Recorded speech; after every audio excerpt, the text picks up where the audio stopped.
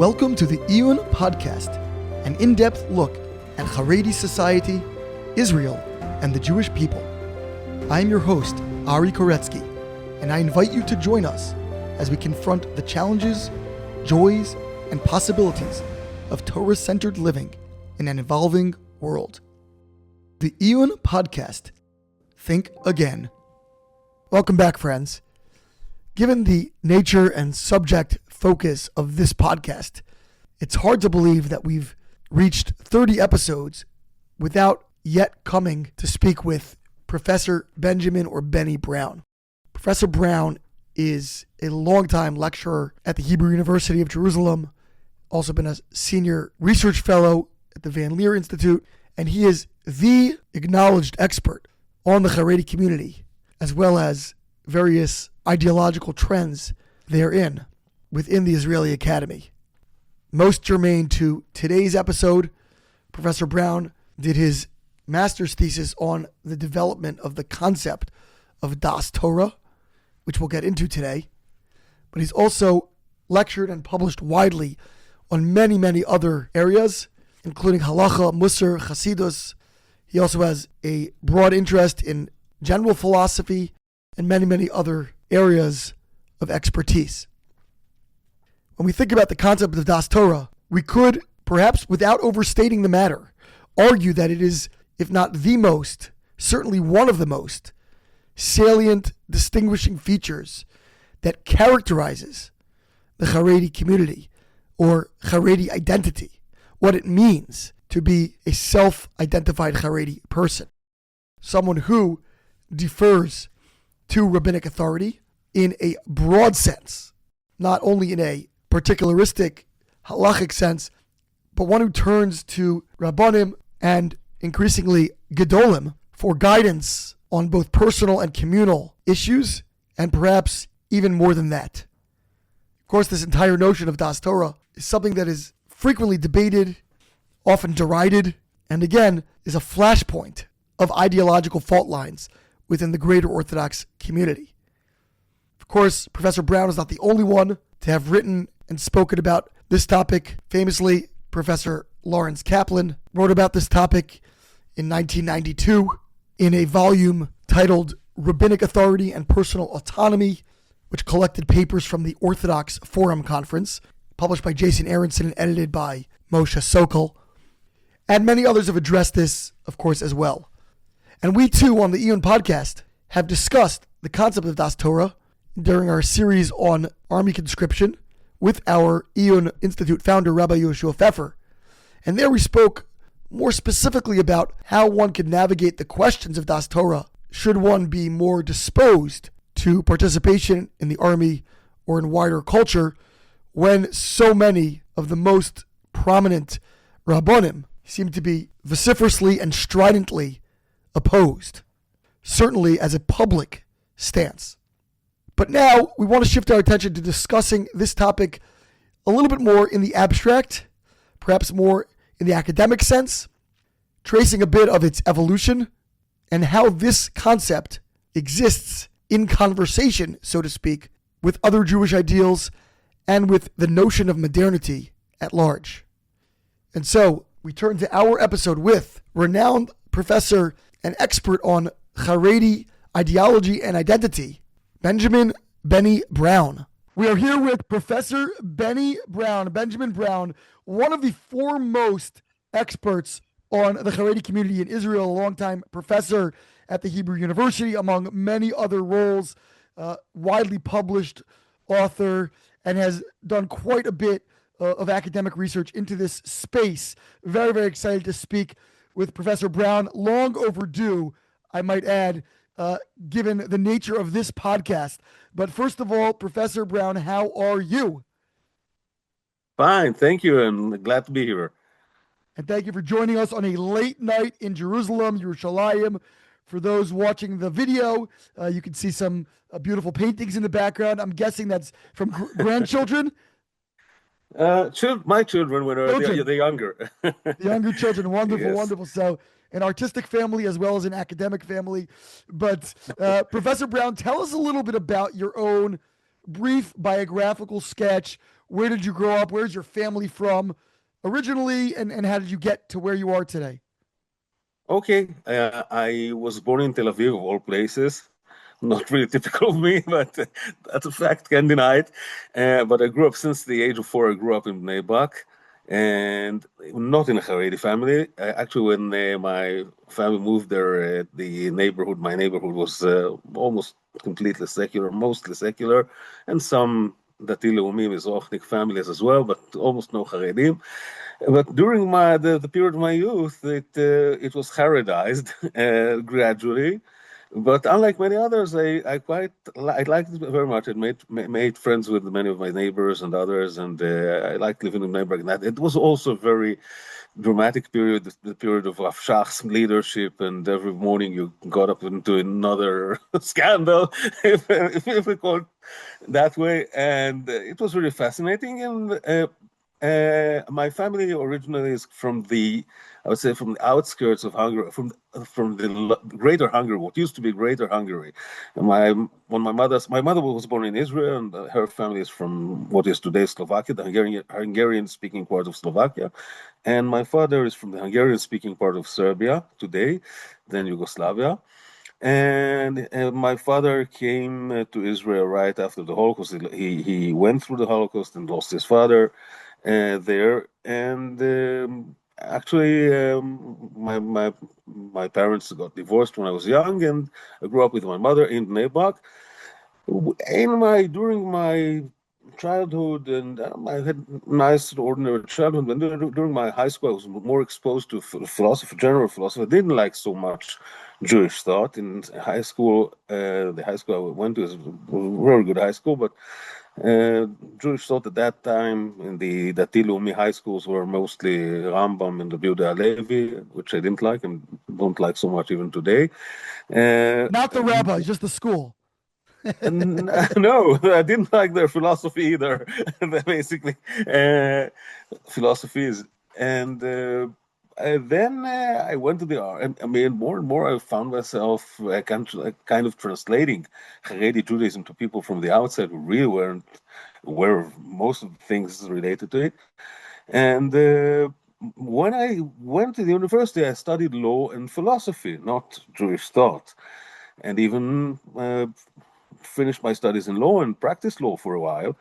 But then somehow, from kind of different events, made me return to Jewish thought and focus on Haredi thought, Haredi theology, and Haredi halacha.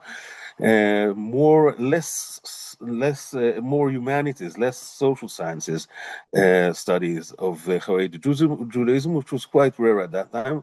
Unlike what many people, it's a nice compliment, but it's not true. People say that I actually founded this field of Haredi thought, Haredi theology, that actually my teachers did already. It was Professor Eliezer Schweid and Professor Aviezer Avitsky, both started studying Haredi Judaism.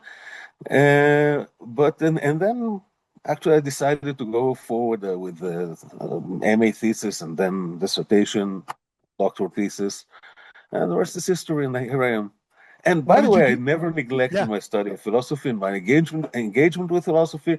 And the recent last 10 years, I've actually published 2 philosophy books, nothing to do with Jewish studies at all.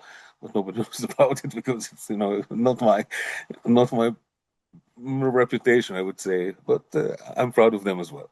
What was your field in philosophy? What have you been interested in there? The first one is in epistemology, and it's kind of a derivative or applications, better, epistemological theory and its applications on other fields as well, to others fields as well. And the other is in what is called formal ontology. It's a very abstract field in philosophy, kind of metaphysics in modern shape, based on logic. Okay. Really nothing, absolutely detached from anything I do in Jewish studies. I think we'll stick to the Haredi discussion then. Okay. Yes, I'm here for that. At least if we want to stay in my area. If I want to say formal ontology, and all the formal ontologies of our audience are invited to join. Okay. That's right. Yes. That's right. Well, another episode, a very niche episode for those interested in formal ontology. Yes. But okay, so all along as you were studying and learning about the Haredi world and the Haredi theological underpinnings. Where were you in terms of your own practice? Were you kind of adjacent to Haredi Judaism? Where was your own kind of where did your own life take you? You mean my sources, basically, or No, in terms of like your own, in terms of your own personal Jewish development and Jewish relationships. of course. I mean, when you live in Network, it's and you're not kind of the the Tilumi bubble. It's part of it. I used to go to dishes almost every Friday night to Vision. It was the best show in town. And when for example, I had to prepare myself for Gemara exams in high school, we didn't study a lot of Gemara, but we did, and I liked it. I loved it actually. So just to get into the atmosphere, I went to Ponevezh or other nice yeshivas to get into the atmosphere of Gemara studies. And of course, I had chavusas with friends and the neighbors, and almost with some of my neighbors had really prominent chavusas and the Haredi neighbors. So I actually got, even when I went to Ponevezh to study Gemara, I studied Gemara and asked for help when I had difficulties in the text. But basically, you're talking with people and hearing about things and getting the atmosphere and the spirit of things, not just yes, absolutely. In fact, what really attracted me, and here I would say it's, on the one hand, it's a kind of experience and the personal and involvement with the Haredi issue, but on the other hand, I must admit that since my starting point, my point of departure was philosophy, it also attracted me in the sense of really getting into a different culture and theological system. I mean, it's another kind of mode of thinking. My first book in philosophy, which is not as abstract as formal ontology, deals with epistemology, and it does deal with that. I mean, that people have different systems of thought, and one system doesn't really have a dialogue with the other because they have different sources of truth. And I got that there, and even went even further with that when I studied Kabbalah and Chassidism and mystical kind of sources that absolutely much more irrational, I would say, in many aspects. But Haredi Judaism attracted me because I caught it and I understood it as a kind of counterculture.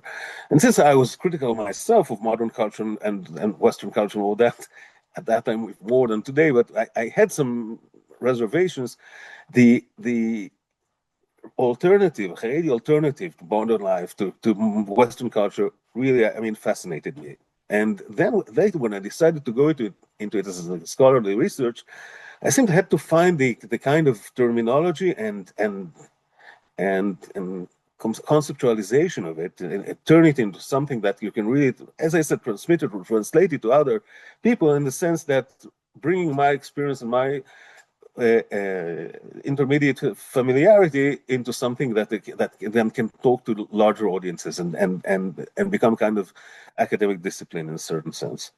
When you say you were turned off by Western culture, when you were drawn to the counterculture, do you mean specifically things like materialism, consumerism, or what were the undercurrents of society that most affected you? Yes, it's that, but it's not only that. It's not. I mean, it's not kind of only moral criticism of Western culture. It's even more. You see, Western culture is based on rationality, as about, at least at its beginnings, rationality, science, rational modes of thinking, and also in more on political aspects as well.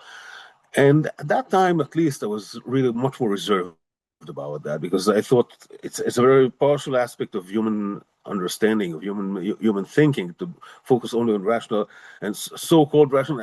And at the end, when you go with that rationality, it often gets into a kind of dead end, like with, for example, racist Nazi ideologies were based on biology. Communist ideologies were based on economy, all sciences, or at least presuming to be sciences. And I said to myself at that time, I wouldn't go too far with that, but basically that was my main line of thinking, that irrational thinking sometimes bring quite good outcomes that modern culture kind of given up. and not always to the better. And here come also those criticisms about consumerism, materialism, individualism, and all that stuff. That is pseudo rational and basically at the end not truly rational brings with it. So I was a little critical. Also, I was quite in my youth. I was far right in many not political, and even I would say closer to the European far right more than Israeli far right at that time. Really, I mean, and with a very staunch kind of anti-culture, counterculture tendencies or dynamism. So that's been tempered with age, it sounds like. Uh-huh. I mean, I have some tacit, unadmitted sympathy to radicalism of many sorts, more kind of right-wing radicalism or religious radicalism rather than never so leftist radicalism. Not that, but kind of radical thinking still attracts me to some senses. I'm still very much, I like reading. I always prefer reading fascist texts or fascist theorists in the original, not mediated by scholars, because it's never really, it's always hostile, and I want to read the real thing itself. So I still have something in it, but no, it's not my worldview today. So once you got into the field of studying the world of charedi Judaism and so forth, did you have specific starting points? And what was your dissertation? Where did you begin? Where do you begin to understand the anthropology of this community? It's as I said, I started studying law when I finished my military service. I was 21. Decided I had a few opportunities. Went to Jerusalem, studied law and philosophy. That was the framework that the Hebrew University was actually the one who enabled me to take full studies in law together with almost full studies in philosophy. So that is what I wanted, and I went there. It was a very good choice, and I finished studying law, got married in the middle. My wife is also, by the way, a scholar of Orthodoxy, Dr. Iris Brown. She's now working on her book about charedi ideologies on girls' education, Beis Yankev, and all that. And after we went married and lived here in Jerusalem, founded our family, and I just went to as expected, to work as a lawyer. And I did work as a lawyer for almost a year. I practiced law. Yes, went to court and wrote summaries and all that, yes, to the court. And at a certain stage, I felt that it's okay for Parnasseh, at least for some first stages, but I was much more attracted to Torah learning. I had an opportunity to go to Bet Morashah, which was a kind of Bet Midrash, integrating both academic studies and Gemara studies in the morning. And I started there, and then eventually I decided this is my place. I mean, to go to the academy and study charedi theology. And I wrote my dissertation under the supervision of Professor Eliezer Schweid on Daas Torah and Monas Chomim in charedi thought. It got a very good grade, and then something happened which today would be inconceivable, unimaginable, I would say, and that is that I was invited to give a course at the Hebrew University. I didn't turn to the Hebrew. I didn't apply to the Hebrew University, but I was invited by the head of the department, which was then Professor Avi Ravitsky, to give a single course as a adjunct lecturer. And so I did, and I decided to give a course about charedi hashkafa, basics, fundamentals of charedi hashkafa. That was my first course. And then it continued, and I decided that I want to go further and start a doctorate. And when I started a doctorate, Professor Freud was then retired, and I went to Ravitsky himself, asking to be my supervisor, and which agreed. And then I had a little doubt, but I was sure I was already engaged also in academic study of halacha.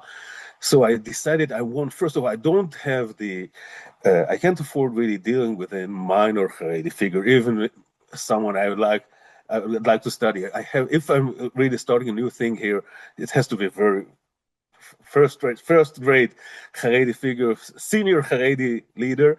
But I also wanted to have both study of halacha and study of thought theology. And so actually, I had a few possibilities. The main competition was Chafetz Chaim and Chazon Ish, and then I went into it and decided Chazon Ish is the one, and as a Bnei Brak, it was so natural to me to go into that. But just to make the story whole, to complete the story, even after I finished my doctorate and then continued with this line of research, I still wrote many articles about the Chafetz Chaim. Actually, if I had the energy to deal with that, they could appear as a book on Chafetz Chaim as well. One day, maybe when I retire, I'll do that as well. Compile all of them into one book. It's funny. Our one of our latest episodes was an interview with someone named Rabbi Nathaniel Helfgott about Chazon Ish's meeting with Ben Gurion in 1952, and then the aftermath and the letters, the correspondence that they continued to have afterwards. So very interesting that you also were a scholar of Chazon Ish. Right. So this is my dissertation. This is my doctoral thesis, and later it turned to be my first book. Very thick book, very thick. It's first academic book in the Chazon Ish, encompassing both his a little bit of biography, but his hashkafa, his public leadership, and most of it, his halacha, his psik and halachic learning. So it really had to be big. And yes. So when you were studying Das Torah, Emunas Chachamim, those topics, that was actually at the master's level. Right. Interesting. Of course, it helped me with the Chazon Ish as well, but yes. There were already some studies of Das Torah, all of them focused on more historical kind of point of view rather than the theological basis and the sources of roots of this concept, and that's what I did. Yes. Now, I find it very interesting that you selected that as sort of a point of departure. The initial sort of springboard for your studies into the charedi community, because in a certain way, one could argue that is one of the fundamental dividing points. If I say, why do we need to study charedi Judaism? Right? There's Torah observance and there's non-observance. Like, what is charedi, datilumi? There's Torah and there's non-observance. But there certainly are cultural and even theological differences. And perhaps one of the most salient and maybe the most consequential, and especially when we think about, for example, how change happens in the community, or looking at the great debates around conscription and so forth, that is ultimately perhaps one of the most profound issues that does distinguish the communities. Were you aware of this when you started? Did you know that did you select this very intentionally, saying, I want to get at the point of greatest friction between this one type of Torah observant community and others? Absolutely. It's first of all, as I said later on, already then I had this notion that first of all, the fundamentals of faith that the Rambam has phrased, 13, and the Charedim added two fundamentals. One of them is Das Torah, Emunas Chachamim, and the other is the Yeredas Deiros, the descent of the generations, which is also a very strong dogma in Haredi Judaism. And the Dati sector does not share it, neither. Actually, rabbinic authority is quite weak in the religious, the national religious sector, and they quite openly adopted the modern idea of progress rather than the Yeredas Deiros, which is kind of really a basis for the continuation of the past without change, because we're smaller than our ancestors and the previous generations, and they don't take that. And basically, also to continue your line of thought, it's one of the things that give some theological reflection to the social split. The social split within Orthodoxy makes this entire term, Orthodoxy, quite null and void, because there is no Orthodoxy. Actually, since the 1950s, Orthodoxy is split into two different streams, two different religious movements, which is Haredi Judaism and National Religious Judaism, or Zionist religious Judaism, which is not just different names. It's, first of all, different dress, different language, different skills, different academic attitude to academy, different press, different neighborhoods, different geography, different everything. And the main test for this split is the test that gave us the Gemara. Speaking of Bet Shammai and Bet Hillel, that after all the controversies between them, says the Gemara, they didn't refrain from marrying daughters from one another, which is not the case with the Orthodoxies. The two Orthodoxies, they don't marry each other. So it's really a very real deep social split that turned it into, in fact, two different movements. And the theological ramifications of the split are, among others, as the Rabbinic authority on one hand, and the concept of history is Iridus Adeus, which actually dictates many of the practical interpretations of halacha to modern life. As if you're a modern Jew, modern Orthodox, you take modernity as something of an opportunity rather than an enemy that you have to fight, and in order to preserve the past into the present.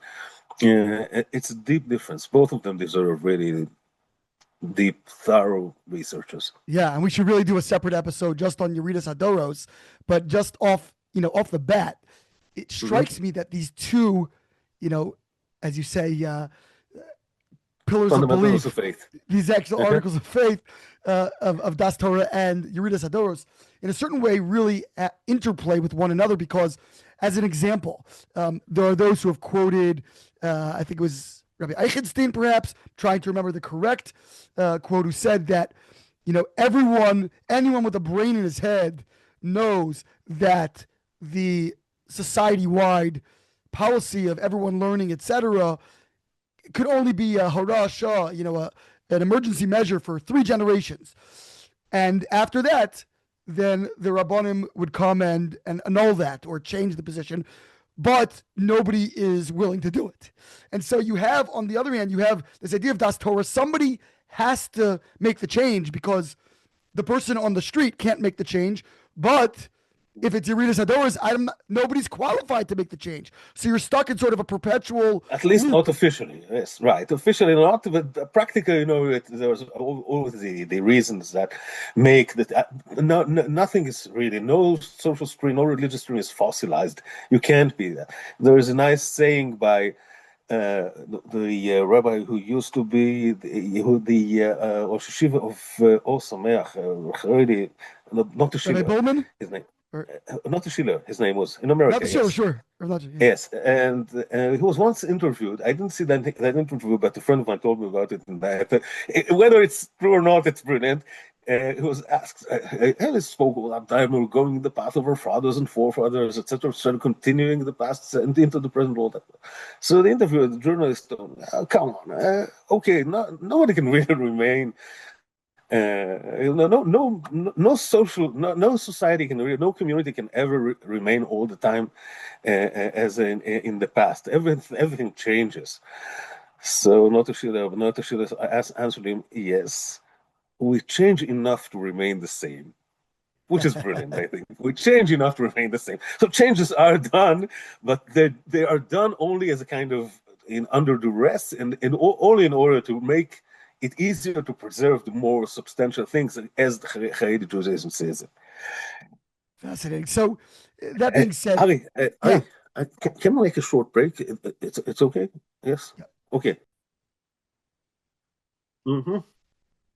So, tell me a little bit about what you unearthed in your studies about Daas Torah. I know it's going back quite a few years, but give us a sketch of where and when did this principle become the 14th or 15th article of faith? Where is it traced from? Why has it become so sacrosanct? And again, you mentioned that you avoided the theological understanding of it, but I would imagine that there must be some overlap there because it's taken on, and it's assumed a great deal of theological weight, which itself must be a historical phenomenon. So tell us a little bit about the evolution of this very, very important principle. I would even shorten your point and would say not just historical, but even political in a certain sense, because it was so certainly strengthened by Agudat Israel. But let's start. In the beginning, there was a concept called, at least I call it kulaba. Everything is in the Torah. Now, how do you interpret what is everything? So Rambam says every philosophical and scientific truth. Ramban said, and Nachmanides, every mystical or Kabbalistic truth. Still, they speak about more kind of general truths. But later on, in the 18th century, both the Baal Shem Tov and the Vilna Gaon, they speak about really everything in the Torah really includes everything, even in the level of details. And you can answer in personal question, know every detail about every person. And when the Chafetz Chaim comes in the late 18th century, he gives it another turn, and he says the Torah gives you actually practical aids, practical advices for every situation in life. And you only have to have very bright eyes to see that, or only unbiased eyes to read the Torah and understand what the Torah advises you. And here it comes. It's much more an idea of he's one of the paragons of simple faith of Emunat Mima, the Chafetz Chaim, and he took that into the Emunat Mima version of Kulaba. Everything is in it in the sense of what the simple Jew needs. Yes, the simpleton wants to find in the Torah. There are some sources to this concept in Chaim Volozhin, but Chafetz Chaim really was a personification of this idea himself.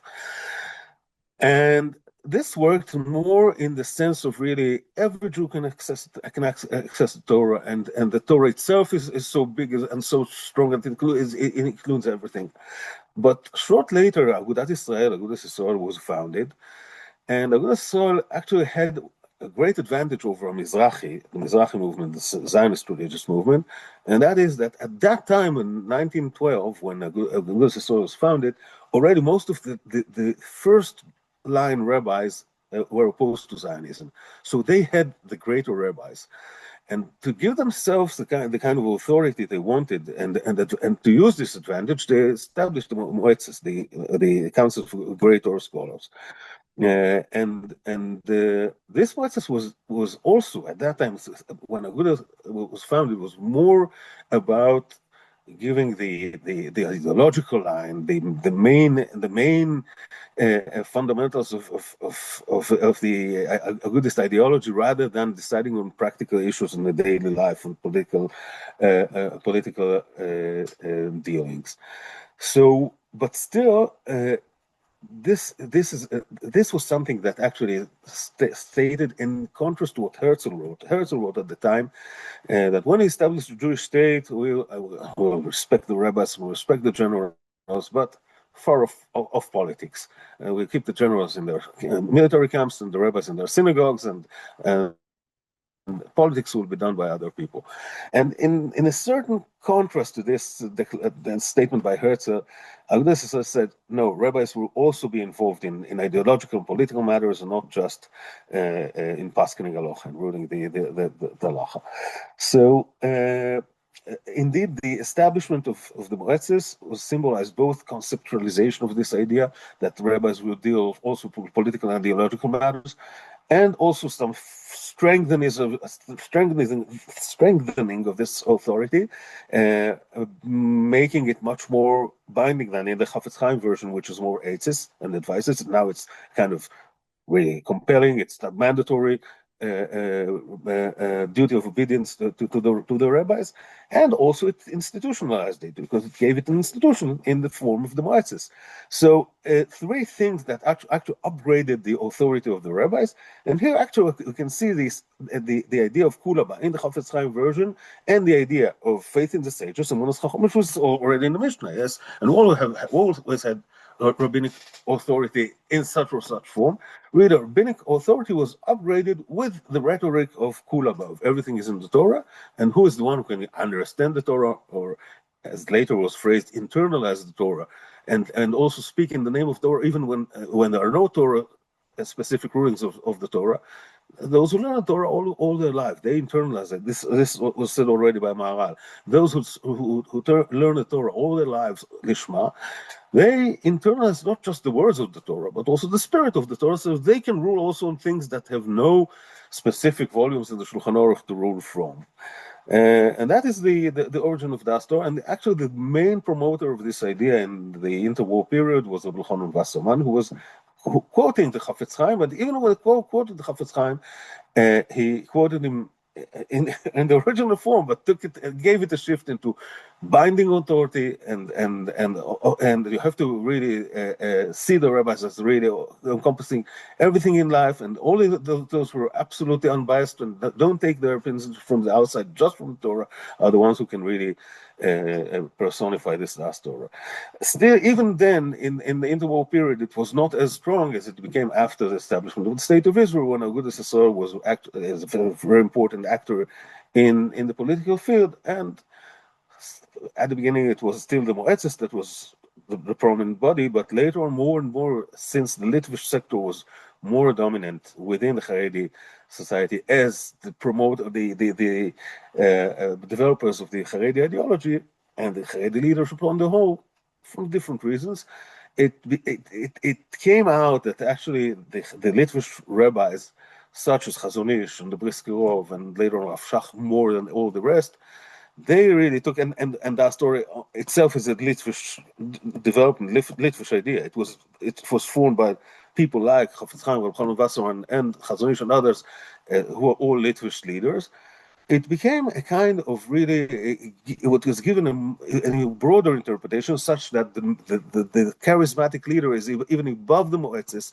He is the one who really sees the truth, sees the history in perspective, and can say what is the right ideology for our age. But he also is the one who decides on nitty-gritty things of who will be appointed where, and which coalition will be formed how, and even really much more the concrete issues rather than the big ideological questions.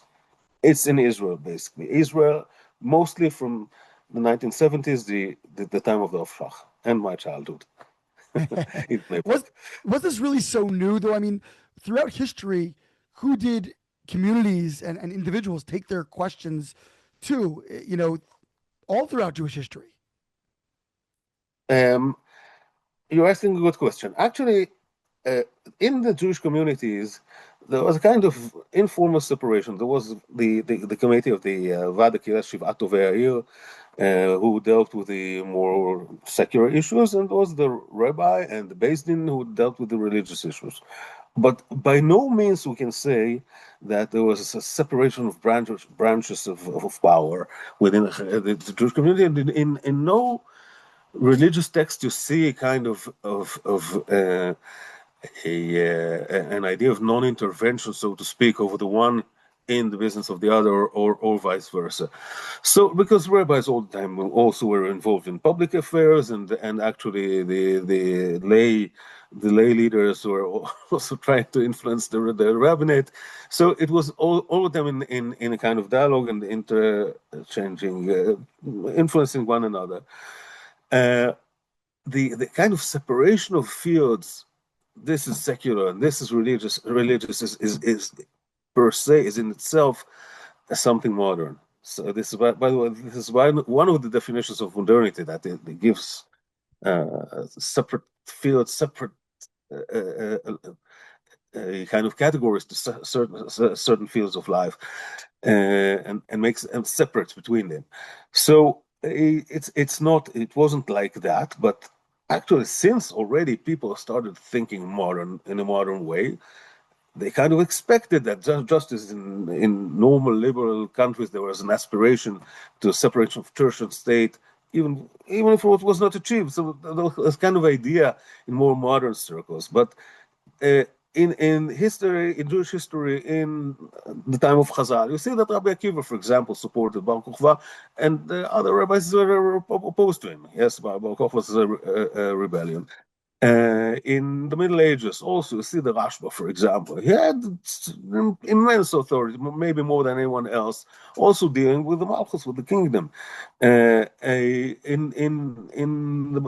the early modern era, rabbis were involved in big public affairs, but still, basically, they didn't presume to be the political leaders of the community.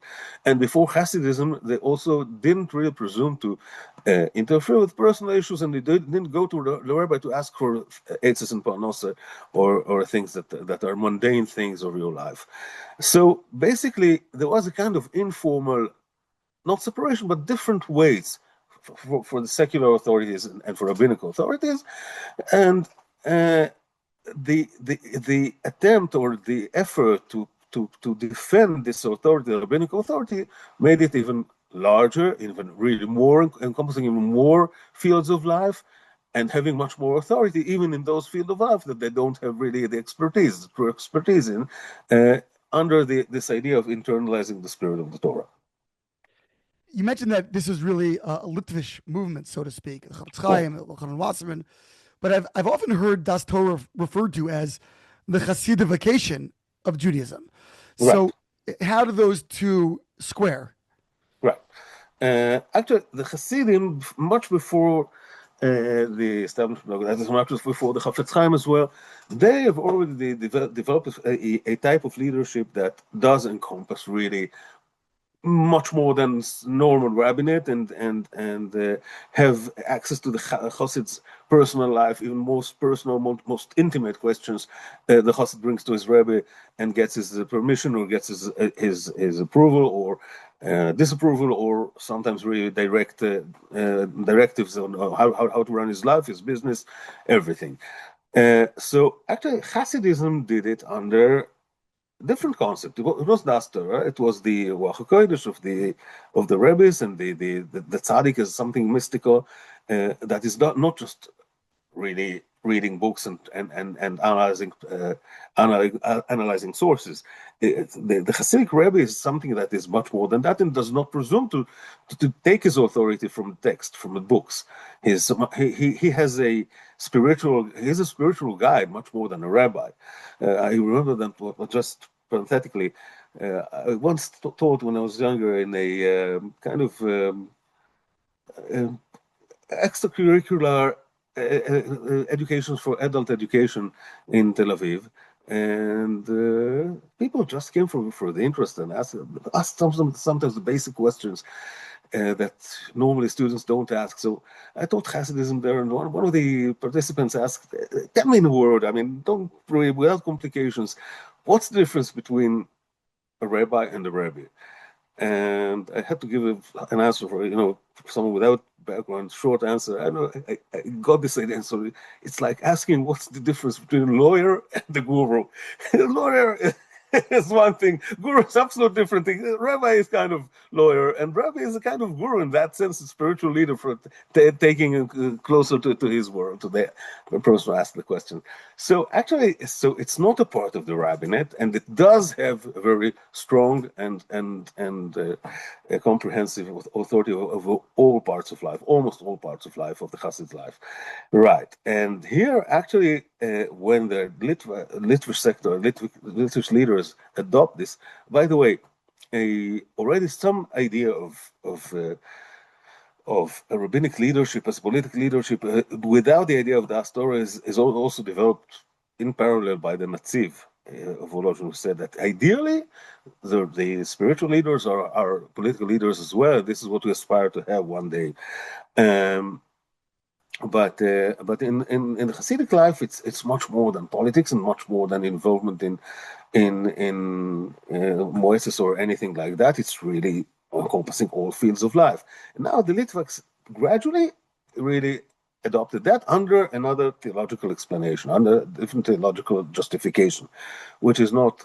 Later on came also the Ruach HaKodesh. Yes, of Dessler, for example, speaks about Ruach HaKodesh of the great Torah scholars in his famous letter on belief in the sages, on Munas Chachomim. But originally it was much more rational, so to speak. It's not something mystical. You learn a lot of Torah. Psychologically, you absorb Torah into you, and you internalize the spirit of Torah. It makes much more rational sense. But the more the theory or the concept was developed, also some mystical aspects went into it, and it was even, as I said, strengthened and broadened more and more the more that it was applied through political bodies. I want to sort of steelman the Daas Torah argument because people denigrate this idea of Daas Torah a lot, and to me, one could make I think a pretty compelling argument that who else ultimately should make important decisions for a community? In other words, we're dealing with all kinds of challenges. The last 2 years, the last 2.5 years, the hostages and the war.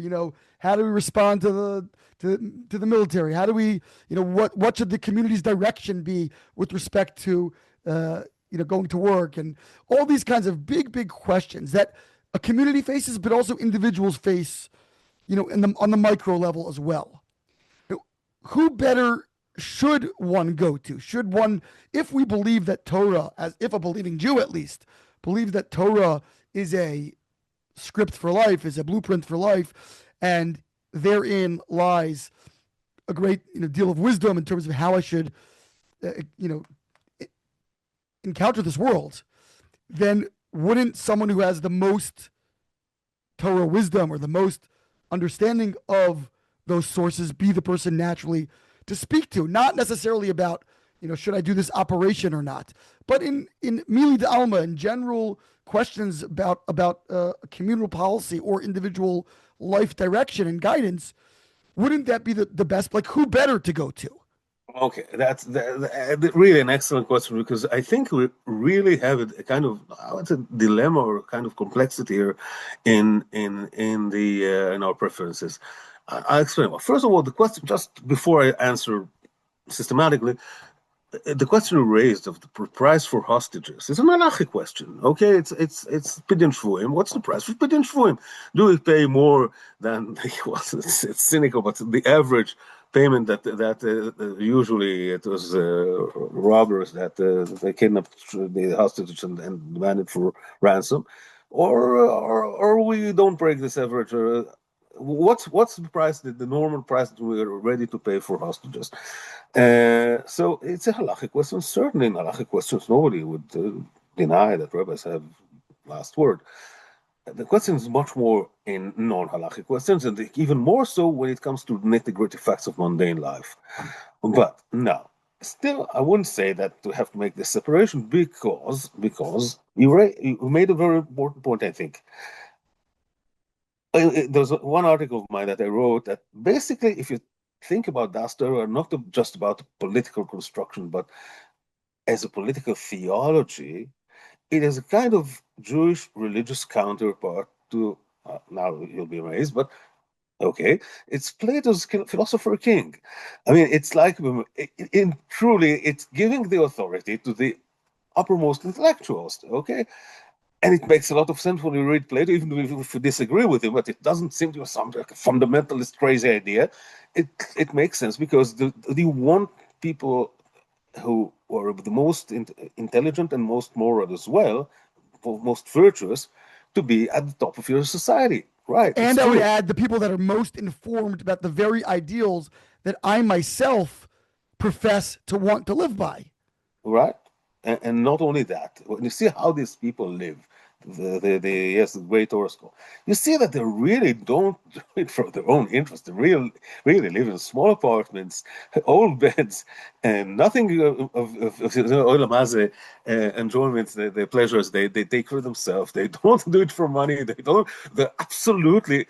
There was a kind of title that was given in France, incorruptibles. Kind of, you can't corrupt them. It's really they really. I mean, they do it for purest intents, and that is something that we can't dismiss. It deserves our true and deep appreciation. This is, by the way, one of the things that, when I asked about me being a youngster, that really attracted to Charedi society. Yes, there is some deep purity in at least in the idea. But then you see how it is corrupted in some way. They are not corrupted, but the system is corrupted because there are all kind of agents that bring people and don't bring other people, journalists that bring data and don't bring other facts into the in knowledge or attention of the godel, and all kind of scheming around them. And not to speak about the lower charedi politics that, after all, doesn't really do all the Torah greats do. And also, above all, when you live in a certain closed community, like Haredi community, which is in the ideal, I mean, it takes an ideal to be closed and kind of segregated from the outer world. And I respect that, basically. And on the other hand, you may have to make decisions that really apply to the entire society, which you, in many aspects, actually disregard. Don't really take them as something really relevant to your consideration, to your discretion. So the question is, to what degree we can trust such leaders that really take the interest of what they consider as the interest of the stories. After all, bottom line is the interest of their own sector as something that really has so much power over the entire society. I mean, it's a real dilemma. You do appreciate the leadership. You do appreciate the model that was created here that is much purer than many of the ugly politics of the democratic countries. On the other hand, it is problematic in many aspects as well, and you can't deny that either. But if you're as an individual, right, a lot of times people look at those who subscribe to Daas Torah as relinquishing responsibility, as offloading and outsourcing their lives, right? But the counter argument, I think, would be that they are seeking guidance from someone who has a broader perspective and who has more, again, more of an alignment with the ideals that they themselves want to be connected to, right? So is this a fair critique? Do we say no? But only you know yourself well enough to, you have to ultimately shoulder your own responsibility, or do we say no, that he's a greater expert and I need an objective and wise expert? This is the question, whether in the existing system that they have to make decisions not only about things that relate to what they really have knowledge of. I don't speak only Torah knowledge, but also knowledge of their community, which they know their needs, and they mostly, even that, when the community is so large as Haredi society is today, you don't really know what people cope with in everyday life, what difficulties this way of life actually imposes on them. You don't really know everything, but let's decide, let's assume for the moment that they do. However, they certainly don't really know much about security. They don't know much about economy. Don't know much about many fields that actually are the basics of running a state. And they have to make decisions on that, and they have to tell their agents that their emissaries in the Knesset how to vote on budgetary issues or things like that. And their main considerations, let's face it, is what really brings more benefit to our community, and not really for the state. It's still problematic, even in terms of knowledge. They don't know very basic and important things that are needed for running a state, modern state, even in terms of law. But for an individual, what about on an individual level? Person comes because Yes, they want to. the more really the godel is acquainted with the individual that comes before him and his problems and the broader context, of course, his advice is more appreciable. Now we've been talking until now about, I would say, more anthropology or the philosophical underpinnings and the historical evolution. But I want to ask you about sociology, meaning, Yes. how does Daas Torah today really express itself on the ground? To what degree is it actually utilized or employed versus co-opted or cynically, utilized for people's benefits or conveniences? Is there really a pure expression of Daas Torah today, or is it selective Daas Torah, or is it only Daas Torah in certain situations? How does the actual Haredi community today interface with this concept? So in many cases, there are many examples I can give, even since the Briskerov's time, for example, that actually the Haredi people and even Haredi politicians disobeyed the Torah, but didn't do it, in a kind of of confronting it face to face and refusing it, but kind of, finding circumventing it, more What kind would be an of finding example of such an bypasses. evasion? For example, sorry. What would be an example of such an evasion? For example, I not. I mean, there was, for example, the academic degrees that Ovid Yosef said that don't take it, and absolutely at the end of the day they took it. The Briskov, he gave a strict prohibition against the Chal Shlomo Torah Center of the Rabbinic. Ovid Yosef himself went to be a rabbi there. Said the Briskov was nicht gemeint of me. It didn't mean to me. It didn't think about me, people like me. Many things. I mean, not face-to-face opposition, but rather kind of circumventing or finding bypasses to the godless instructions, directives. So there are things, quite a few, but this is okay. This exists in every system. The the corruption, I would say, becomes much more problematic when it's not just disobeying or not disobeying. It's not the word. It's as I said, kind of avoiding the directive of the godel. It's not that, but the fact is actually manipulating the godel, and that we never know really how far does it go. It does go, of course. To what degree, for example, do journalists have weight in selecting the godel? And once the godel is selected, it becomes comes to the top of the pyramid. To what degree the people around him, the kind of there is a term in charedi slang, the gechazim.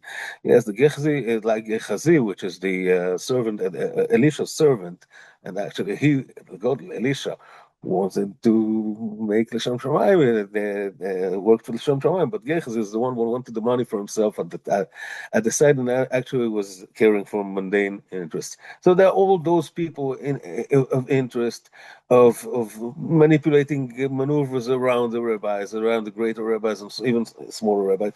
And the question here is to what degree really they can, the system behind them, or around them is not corrupted. It's a question that we never know, because it's things that don't go to the under they're not done under the sun. We can never know what is going behind the scenes. But I think people push back on this and they say, do you not think these great rabbis, recognize, when they're being handled, when they're being manipulated? Like, these are brilliant, wise people. Why do you assume that some Askun can sort of push him in a direction he doesn't want to go? Because on one hand, they're very intelligent people. On the one hand, they're sometimes naive in mundane issues, and also they sometimes trust people that are not so trustworthy. Or maybe they are, but some other people actually manipulate them. The people that the families or their most trusted people around them. It all depends on the mechanisms for example, Rav Yosef was known as someone who really actually wanted to sit and learn all the time, and or the Stipler, take the Stipler for example. The Stipler at his time, he wanted to sit and learn, and also to help people with brochas and eitzes. He didn't want to be involved in politics, but he was pushed into that because there wasn't anybody else who did it better, who could take his authority. So when Rav Shach came in 1972, more or less, actually this was a kind of win-win. Rav Shach wanted to rule, and the Stipler actually don't take the lead. I mean, I don't want to be there. So Rav Shach said everything. I want to get the Stipler's approval, but he always got the Stipler's approval because Stipler didn't really want to get into that business. Trusted Rav Shach. Okay, so that still works in a certain sense. But when it comes to Rav Yosef, that really is also interested in the Gemara Baba Basra Daf Tzadik, and not in political questions. So when people came into him, he often really acted very naively, and Chaim Kanievsky is even more at certain times, at least. Yes, there were even stories about stories about really. Well, let's not give examples. I mean, it's a little bit of humorous examples, and I'm not sure it's true, but there are several stories about really how they took things very naively, and really because they were interested in the Daf Gemara before them, and not in mundane issues. and this is an opening for manipulations. Do you think the average man on the street today in the charedi society is really deeply focused on what Daas Torah says about a particular issue, or do they generally look to pursue the interests that they have, and then maybe after the fact find a rubber stamp, find what you might call a stempel, a seal Mhm. of approval, but really people are doing what they want to do, and that's how they're kind of working the system. It is often like that, yes, and you have to once again to manipulate the Godel in a certain way in order to get the right question, and also go to right Godel to get the answer you want to get. Sometimes it goes like that. Sometimes it doesn't work. For example, when in Abraham Kanievsky's case, his grandson Yankee was the closest person, actually, the one was Navy, and the one who actually used to bridge between him and the world. And at a certain stage, immense during the Corona, the COVID pandemic, tremendous pressures on Yankee Kanievsky. By even Prime Minister called him, Netanyahu called him to make sure that they close the Torah institutions, the yeshivas. And he wanted to help and to convince his grandfather that this is the right move, and also that there's actually no choice because it's actually really a government directive.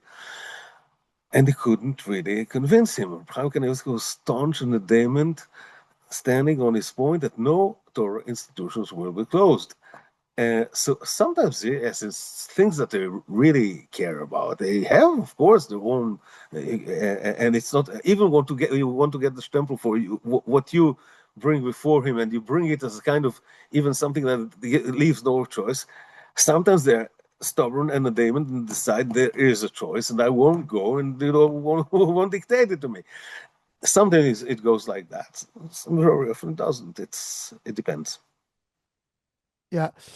Do you believe that the society would be healthier in Israeli politics if there was less entangled between politics and religion nowadays? Is that somehow the presence of religion in the politics so substantially sort of poison the well?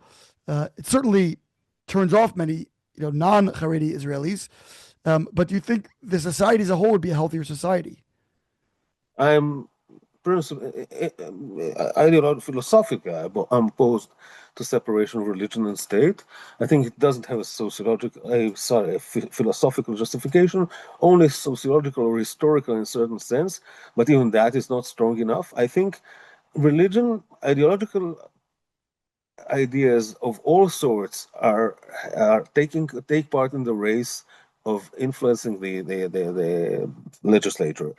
You can be a communist, you can be a liberal, a feminist, an environmentalist, whatever. Only in America, for example, or even Europe, yes, only one type of ideology cannot take part in that race, which is religious ideology. Why? Why is that inferior to all other ideologies? I can't find really anything to justify it. Even the historical justification that it used to be a problem, that the church had so much power that they wanted to kind of turn the wheel to the other side and make the church absolutely uninvolved in order to avoid its over involvement that it used to have until the 18th or 19th century. Even that, it doesn't have any force today. I mean, today this historical idea as a historical argument is not pertinent. It's not the case today. So in many I mean, aspects, would I would people say argue that well, it's the only excluded form of source of wisdom because it's the only non-empirical one? so. No, I wouldn't. Everything that relates to values is non-empirical. You can't justify any value by empirical experimentation or whatever else. It's not rational, but basically, I can say that communism is also not rational, even though it presumes to be one. So, and even so, people are not necessarily rational. People may choose to be irrational. You may let them also take a part in the race over influencing the legislature and the entire society through legislature. So in that case, I don't understand any why, and even for example, if you're a member of the Knesset, suppose we have a separation of religion and state. If you're a member of the Knesset who says that we may not import crabs, for example, yes, because of environmental reasons, it's okay. But if it's for kosher reasons, I mean, religious reasons, it's not okay, even though it's the same. You have to be bochen klayot. We have entering in the person's heart and interior thinking in order to explain what is his motive in actually submitting such a an a bill for legislation. In many cases, it can be harmful, but just as much as other ideologies can be harmful as well. Feminism can also be harmful, environmentalism can also be harmful. So religion can be harmful as well. It's not inferior to any other ideology, and I don't think it's right to separate church and state or religion and state in the case of Israel. So finally, I know you are more of a historian than a forecaster, but as the Haredi community grows exponentially, do you see this notion that the modern incarnation of Daas Torah waning or strengthening? Is it getting more difficult to sort of, I would say, use the word cynically, but control such a large and expanding population? Or just the opposite, maybe the fact that it's so large means that it becomes this growing monolith, this homogeneous body that really just gains more and more political power in that regard. Actually, the idea of Daas Torah today, for example, you see the rhetoric of Daas Torah quite similar to that of previous generations, but also on the other hand, in practice, in the field, you see already that it is not the same because, for example, when there is a split in the literary sector because of the Jerusalem faction, the Peleg Yerushalmi, yes, there's already two Daas Torah, and the Litvish individual can actually choose between two Daas Torah, which is not because they wanted to, but it turned to be kind of democratic choice because you choose your leader. It's not that the leader imposes his opinion on you, but you decide which opinion will be imposed on you. Which is a kind of paradox. If you want to go to that faction, if you go to the mainstream, so already in a certain sense, as the more Haredi society grows large, the more it's hard to be controlled. And once it's hard to be controlled, there are splits, and when there are splits, the authority weakens, it wanes. But still, I think we shouldn't eulogize that though. It's not going to pass away. It's still the Haredi, as I said, we started with Haredism as a kind of alternative to modern culture, counterculture to a certain sense, and that type of leadership is still their alternative, and they'll develop it in the way that serves their needs and their social dynamism, but not get rid of it. No, I don't think that it will wane altogether. Not in the near future, certainly. What is going to be probably is that the more Haredi society grows and faces problems with really, it doesn't want to explode from within because of problems of parnasa and things like that.